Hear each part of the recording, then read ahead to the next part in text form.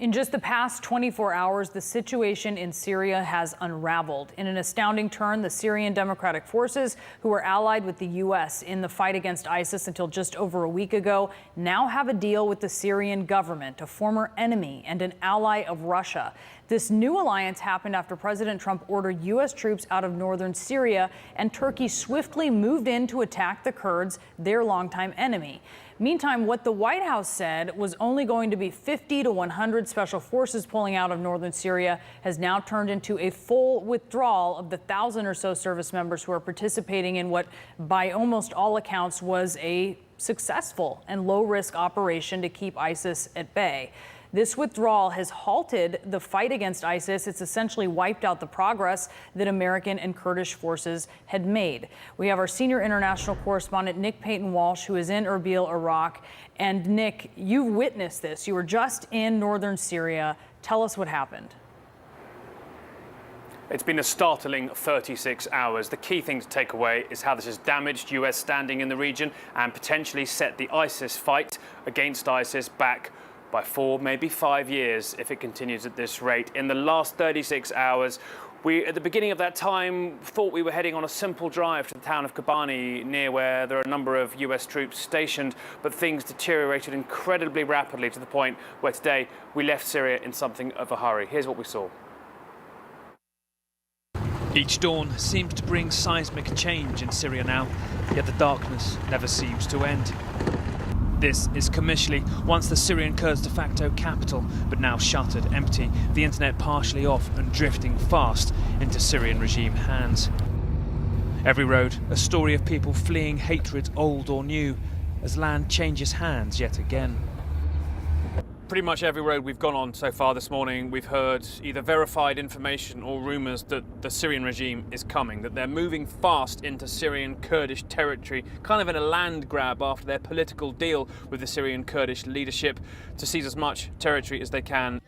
This is Tal Tamr, Kurdish, 24 hours ago, and Monday morning swarming with regime forces and residents who remembered what to say to them.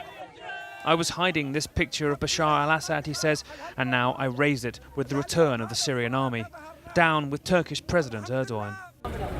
The border was almost calm, yet we're told as we left, we're welcome back any time. But now we should run. It's time, certainly, to leave. It's possible even this border post behind us, where there's a sense of panic about what comes next, may even be in Syrian regime hands, possibly in the days ahead. 24 hours earlier, we began a simple trip to Kobani, when it all collapsed. Gunfire, horror. The road blocked, though, by Syrian rebels supported by Turkey that a US official has said are mostly former ISIS and Al-Qaeda. An American convoy pulled out Jet. and were quickly buzzed by a jet. And as we pulled back, Turkish military vehicles pulled up to the main highway. Turkey openly admitting it had taken a road most thought was far from their plan. It was a defining moment, isolating American forces here, and the US declared it was leaving. We find ourselves as we have American forces likely caught between two opposing advancing armies, and it's a very untenable situation. Yet those they abandoned continued to bleed. Turkey striking a convoy headed to the besieged border town of Ras Al Ain. Turkey long said it wanted to do this, but nobody guessed it would be this brutal. America long said it would leave Syrians behind one day, but nobody thought it would be so fast. And the regime long said they would retake as much of Syria as they could, but nobody thought the US would make it so easy for them and their Russian backers. 24 hours that changed how the world works, and 24 more hours in which Syrians bleed.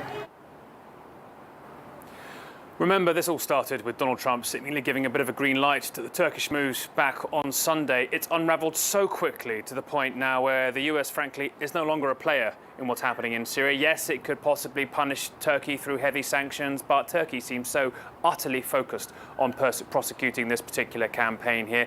They have released a lot of Syrian rebels who the US say are mostly extremists. One US official I spoke to, former ISIS and Al-Qaeda, and now it's the Russians and the regime moving towards those forces. It's unlikely they'll get into heavy clashes because their leaders seem to be reasonably able to sort things out, but it squeezes the Syrian Kurds potentially further, puts way more people on the move. And bear in mind here, we have a whole new chapter and potentially Turkish Syrian rebels on the ground who are just far too close to ISIS to even be considered people who could take them on.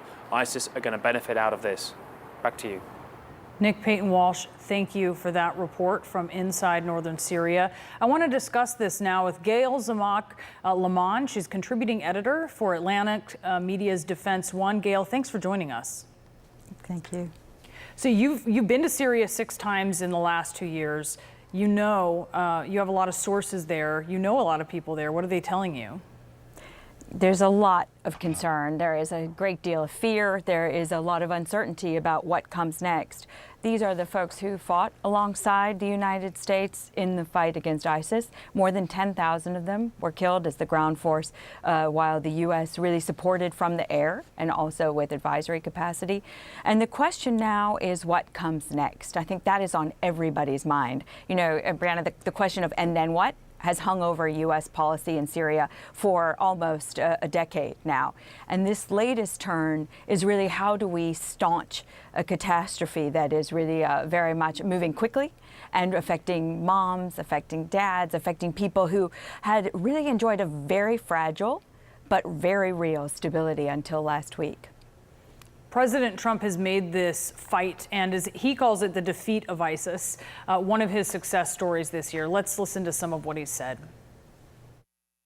We have liberated virtually all of the territory from the grip of these bloodthirsty monsters. This was on election night. Everything read as ISIS. When I took it over, it was a mess. Now, on the bottom, that's the exact same. There is no red. We have decimated ISIS. We've captured, we defeated this group, 100% of the caliphate. We took care of ISIS. We captured 100%. We have totally defeated the ISIS caliphate. So, I mean, you hear that now, but we just heard Nick Paton-Walsh's report that ISIS is going to benefit from this. What is this going to look like?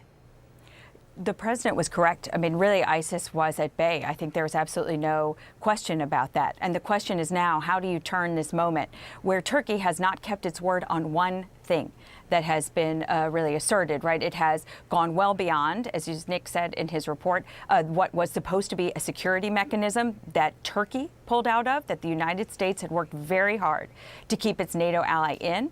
Then Turkey has shelled moms and dads in camps for the displaced or Turkish-backed forces, right? They have also there's video of people taking out of cars and being executed. So the question is, what does the United States do now? Because there was great pressure on the Islamic State. Turkey has actually even shelled a prison in Kamishli where people were guarding as members of ISIS who were being held prisoner there. And I wonder, you know, what are the consequences for that? And what does the U.S. do next to help those who kept the ISIS threat at bay really both stay alive and also figure out how to keep the extremist threat ended, because moms and dads who were on the front lines of this fight really were part of keeping this threat neutralized or at least under control.